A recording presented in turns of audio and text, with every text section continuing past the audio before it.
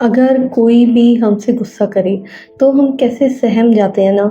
कोई सरकाज़म का यूज़ करे या हमें गुस्सा दिखाए या ब्लास्ट हो जाए हमारे सामने, तो कैसा फ़ील होता है ना, हम सहम जाते हैं।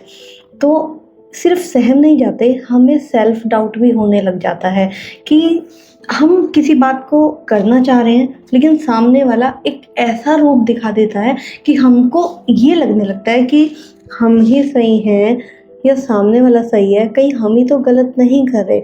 अब अगर ख़ास तौर से ये पति हो तो क्या करना चाहिए? कई बार पति भी ऐसा करते हैं कि वो सरकाज़म में हमें डाल देते हैं या फिर हम पे गुस्सा करते हैं, कई बार चिल्ला देते हैं, इमोशनली शट डाउन हो जाते हैं। तो ऐसे में बहुत कॉमन है कि हमें ये लगता है कि मैं सही भी हूँ, मैं जो कर रही हूँ वो सही है, ऐसा तो नहीं है हस्बैंड ही सही है, ऐसा तो नहीं है कि मेरी ही गलती है। और सडनली क्या होता है, जो भी हमारा सेल्फ कॉन्फिडेंस होता है वो बहुत ज़्यादा डाउन हो जाता है, हमें सेल्फ डाउट होने लग जाते हैं, हम डिसीजन मेकिंग नहीं कर पाते और हम अपनी बात को अपने हस्बैंड के आगे या किसी के आगे भी नहीं रख पाते, क्योंकि इतना ज़्यादा लो फील हो जाता है कि हमें लगता है क्या मैं सही हूँ। बट अगर आपकी शादी में ये चीज़ें डेली हो रही हैं या फिर फ्रिक्वेंटली हो रही है कि आप कुछ भी अपने हस्बैंड से कहना चाह रहे हो या आपका कोई भी डिस्कशन चल रहा है और उसमें आपके हस्बैंड क्या बोलते हैं, सडनली या तो ब्लास्ट हो जाते हैं गुस्से में या फिर आपको नीचा दिखाने की कोशिश करते हैं या फिर वहाँ से चले जाते हैं, शट डाउन कर लेते हैं। तो जैसे मैं हमेशा बोलती हूँ कि हर सिक्के के दो पहलू होते हैं। पहला पहलू तो हमें दिख जाता है कि सामने वाला ऐसा कर रहा है, लेकिन दूसरा पहलू हमें नहीं दिख पाता कि ऐसा क्यों हो रहा है। तो जब भी हमारी शादी में ये प्रॉब्लम्स आनी शुरू होती है ना, कभी भी ये प्रॉब्लम्स आनी शुरू होती हैं, पहला तो हम बहुत लाइटली लेते हैं कि हाँ चलो ठीक है, ओके है, ऐसा होता है, पर ऐसा नहीं होता। ये स्टार्टिंग होती है जब हमारे बीच में इमोशनली डिस्टेंस आना शुरू हो जाता है। अब इस एक एग्जांपल से समझते हैं। मैं रियल नाम नहीं लूँगी, पर मान लेते हैं मेरी कम्युनिटी में पूजा है, ठीक है। अभी मैं पूजा की रियल स्टोरी आपको बताती हूँ। पूजा क्या करती थी, पूजा को हस्बैंड से सपोर्टिव फील नहीं होता था, लव्ड फील नहीं होता था। और जब भी उसके इन लॉज या फिर कोई भी ऐसा इंसान जो बाहर का है कुछ बोलता था, हस्बैंड सपोर्ट ना करके क्या करते थे, हस्बैंड या तो चुप हो जाते थे या फिर हंस के टाल देते उस बात को।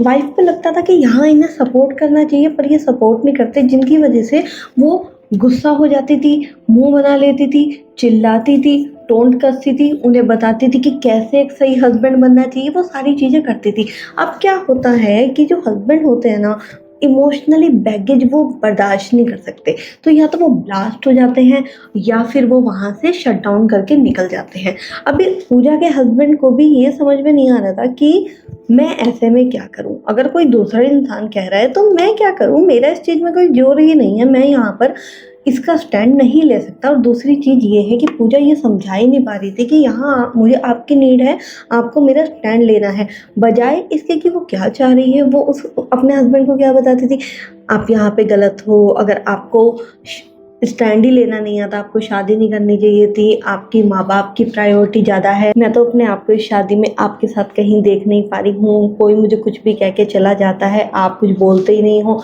आप चुप रह जाते हो। तो हस्बैंड के माइंड में यही क्वेश्चन था कि आखिर क्या करें। काफ़ी टाइम तो क्या होता है ना, हस्बैंड लोग, आपने भी नोटिस किया होगा, सुनते रहते हैं, चुपचाप सुन लेते हैं, चुप हो जाएगी, बोल के चुप हो जाएगी। लेकिन जब हमें कहते हैं ना वो सेटिस्फेक्शन नहीं मिलता, एश्योरेंस नहीं मिलता हस्बैंड की साइड से कि yes you matter to me, मैं हूँ ना तुम्हारे साथ, तो तब तक क्या होता है, हम बोलते जाते हैं, बोलते जाते हैं, बोलते जाते हैं, और तब तक बोलते जाते हैं जब तक या तो हस्बैंड ब्लास्ट ना हो जाए या फिर वो शट डाउन करके वहाँ से चले ना जाए। पर क्या बात ख़त्म हो जाती है? बात ख़त्म नहीं होती। बात ख़त्म कब होती नहीं है, बल्कि नेक्स्ट टाइम जो फाइट होती है उसमें ये पुरानी बातें फिर से आ जाती हैं। होता है ना आपके साथ भी ऐसा ही? तो इसमें अब हस्बैंड को क्या लगता है कि शायद ये मुझ पे हावी होना चाह रही है, शायद ये मुझे कंट्रोल करना चाह रही है, क्योंकि देखा जाए हस्बैंड वाइफ को लेके अच्छी बातें कितने लोग कर रहे हैं, कितने, आप खुद बताओ। अगर आप रील स्क्रॉल करते हो, सब चीज़ें करते हो, तो आप ये बताओ कितने लोगों को आपने अच्छी बातें पॉजिटिव बोलते हुए देखा है हस्बैंड वाइफ के रिलेशनशिप को? बहुत कम। नेगेटिव या फिर नेगेटिव न्यूज़ या फिर जोक, है ना? यही सब देखने को मिलता है। तो क्या होता है कि वाइफ़ को लेके जो भी नेगेटिविटी वो समाज से ले रहे हैं, रील से ले रहे हैं या सोशल मीडिया से कहीं से भी ले रहे हैं। अब उन्हें लगता है यस ये राइट, ये सही है। कहीं न कहीं मुझ पे हावी होना चाह रही है, कहीं न कहीं ये मुझे अपनों से अलग करना चाह रही है। That is the reason communication is must. एक हेल्दी कम्युनिकेशन आना बहुत ज़रूरी है। जब आप हेल्दी तरीके से ये कम्युनिकेट कर पाते हो कि क्या सही है, क्या गलत है, क्या ओके है, क्या नहीं है okay, that means set your boundary. तो सामने वाले को पता लगता है कि आप किन चीज़ों को बर्दाश्त करोगे, किन चीज़ों को नहीं करोगे। पर the way we talk with our husband is not right. हम क्रिटिसाइज़ करते हैं, कंपैरिजन करते हैं, कंप्लेन करते हैं, जो एक गलत मैसेज दे देता है कि यू वांट टू कंट्रोल, है ना, रादर देन अ सोल्यूशन। तो इफ़ यू वांट कि ये चीज़ें नहीं हो, आपके हस्बैंड को गुस्सा नहीं आए या वो आपको नीचा नहीं दिखाए, शट डाउन नहीं करें, फर्स्ट ऑफ ऑल ये देखिए कि क्या मैं सही तरीके से कम्युनिकेट कर पा रही हूँ, क्या मैं सही तरीके से बात करती हूँ, क्यों मेरे हस्बैंड बात करते करते ब्लास्ट हो जाते हैं, क्यों उन्हें गुस्सा आता है। मैं अपनी कम्युनिटी में ये सिखाती भी हूँ कि कौन से 5 ऐसे एरियाज़ होते हैं जहाँ एक हस्बैंड को रिस्पेक्ट चाहिए, that means love, oxygen. Females को पता ही नहीं होता कि किन किन जगह पर उन्हें रिस्पेक्ट चाहिए होती है। Respect means what. हमें लगता है जी हुजूरी करना, हाँ कहना, खाना देना, प्यार से बात करना रिस्पेक्ट नहीं। हस्बैंड के लिए रिस्पेक्ट बिल्कुल डिफरेंट वे में होती है, जो फीमेल्स को पता ही नहीं होता। तो ये पता होना बहुत ज़रूरी है कि कहाँ हम डिसरिस्पेक्ट फील करा रहे हैं।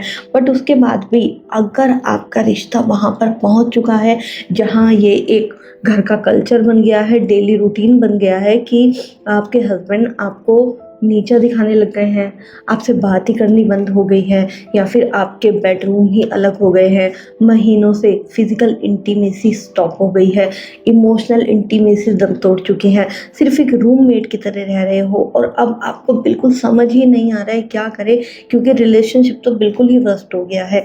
लोग भी यही बता रहे हैं कि छोड़ो ना इस रिलेशनशिप को, बाहर आ जाओ। लेकिन आपको पता है कि आपने इस रिलेशनशिप में कितना इन्वेस्ट किया है। अगर इस कंडीशन पे आपकी शादी पहुंच गई है, आपको फिर प्रोफेशनल हेल्प की नीड है। उस समय आप और ज़्यादा अपनी तरफ से एफर्ट लगा के अपना टाइम वेस्ट मत कीजिए। आज तक कितना कुछ करते आ रहे हो, अगर रिलेशनशिप सही नहीं हुआ, इसका मतलब जो एफर्ट आप लगा रहे हो वो एफर्ट सही नहीं है और ना ही सही डायरेक्शन में है। तो टेक प्रोफेशनल हेल्प। और अगर आप मुझसे बात करना चाहते हो, यू वांट कि मैं आपकी हेल्प करूं, तो you can book your consultation call with me. I am here to help you.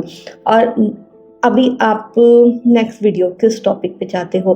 क्या रिलेशनशिप में आपको ऐसा लग रहा है जो मतलब निकल ही नहीं रहा है, आपके दोनों के रिलेशनशिप को ही वर्स कर दिया है, लेकिन आपको उसका सोल्यूशन ही नहीं मिल रहा है? कमेंट कीजिए, मैं नेक्स्ट वीडियो उस पर बनाऊंगी। एंड अगर आप हमारी कम्युनिटी का हिस्सा नहीं है तो चैनल को सब्सक्राइब करके कम्युनिटी का हिस्सा बनना है। Bye, see you in the next video.